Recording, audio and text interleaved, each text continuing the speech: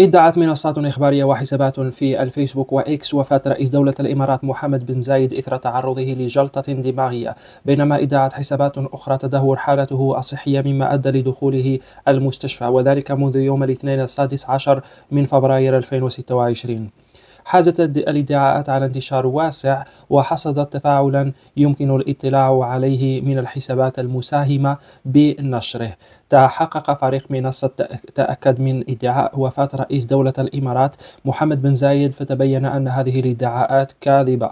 إذ بثت وكالة الأنباء الإماراتية وام بتاريخ 18 من فبراير لقطات من استقبال الشيخ محمد بن زايد لعضو مجلس الشيوخ الأمريكي ليندسي جراهام، وهو ما ينفي مزاعم وفاته أو تدهور حالته الصحية.